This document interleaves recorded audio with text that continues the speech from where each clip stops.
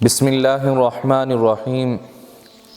پیغمبر علیہ الصلاۃ والسلام کو اس جہان میں تشریف لانے سے کئی سو برس پہلے یہ واقعہ پیش آیا کہ یمن کا بادشاہ طبہ کا مدینہ منورہ کے علاقہ سے گزر ہوا۔ تقریباً 400 علماء تورات اس کے ہمراہ تھے۔ تمام علماء تورات نے بادشاہ سے درخواست کی کہ ہمیں یہیں رکنے کی اجازت مرحمت فرمائی جائے۔ بادشاہ بڑا حیران ہوا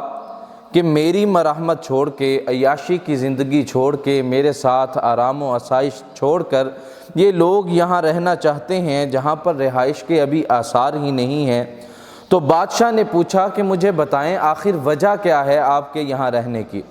تو علماء تورات نے بیان فرمایا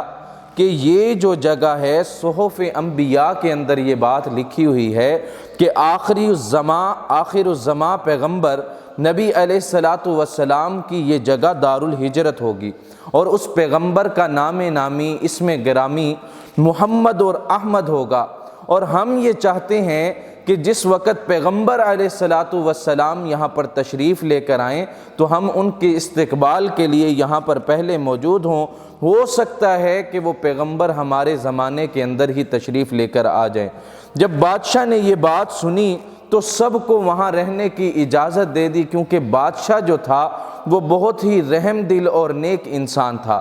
اب بادشاہ نے نہ صرف انہیں وہاں پر رہنے کی اجازت دی بلکہ ان کے لیے وہاں پر مکانات بھی تعمیر کروائے، اور ساتھ میں ایک خاص مکان رسول اللہ صلی اللہ علیہ وآلہ وسلم کی نیت سے 2 منزلہ تعمیر کروایا، اور ساتھ ہی ایک خط لکھا، اور خط کے اندر اس نے اپنے جذبات کا اظہار کیا، اور وہ خط رسول اللہ صلی اللہ علیہ وآلہ وسلم کے نام پر لکھا، اور اس کے اندر یہ بات اس نے بیان کی: شہدت علی احمد انہ رسول من اللہ بارئ النسم فلو مد عمری الی عمرہ لکنت وزیرا لہ وابن عمی وجاہدت بالسیف اعداءہ وفرجت عن صدرہ کل غم۔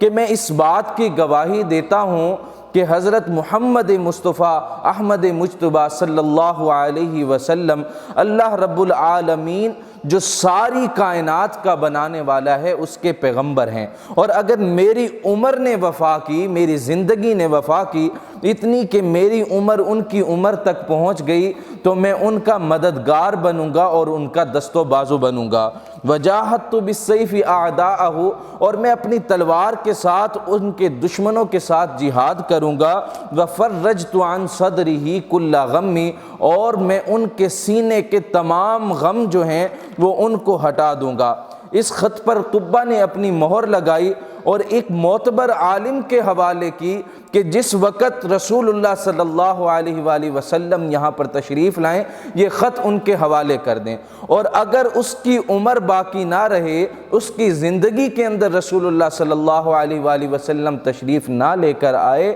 تو وہ یہ خط اپنی اولاد کو دے اور اولاد کو وصیت کرے کہ آنے والے پیغمبر کو یہ میرا خط حوالے کر دیں۔ اب حضرت ابو ایوب انصاری رضی اللہ تعالی عنہ یہ اسی معتبر عالم کی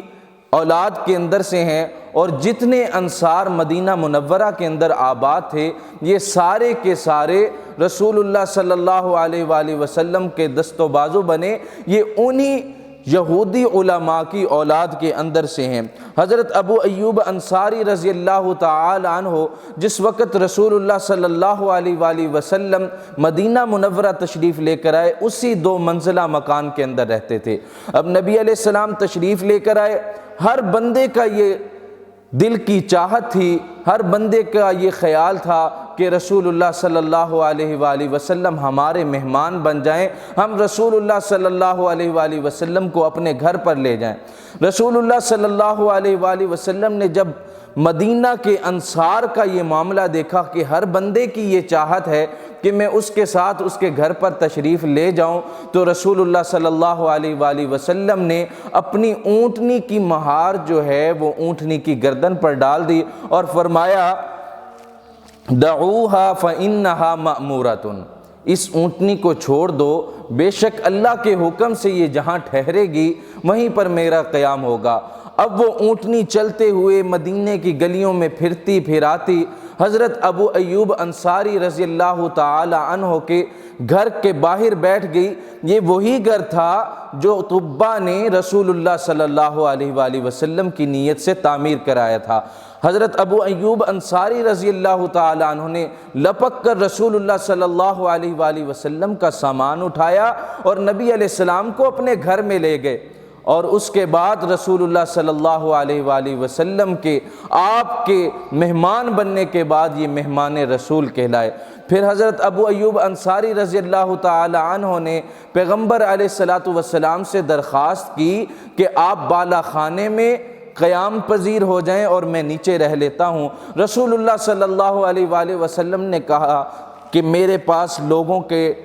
آمد و رفت ہوگی، لوگ آئیں گے، کہیں یہ لوگ تکلیف میں مبتلا نہ ہو جائیں، اور ان مسالے کے پیش نظر رسول اللہ صلی اللہ علیہ وآلہ وسلم نے نیچے رہنا پسند کیا، اور حضرت ابو ایوب انصاری رضی اللہ تعالی عنہ گھر کے اوپر والے حصے میں قیام پذیر ہوئے۔ اور بعد میں کہا جاتا ہے کہ حضرت ابو ایوب انصاری رضی اللہ تعالی عنہ نے وہ خط جو طباء نے رسول اللہ صلی اللہ علیہ وآلہ وسلم کے لیے لکھا تھا اور اس کے اوپر اپنی مہر ثبت کی تھی، وہ بھی نبی علیہ السلام کے حوالے کر دیا۔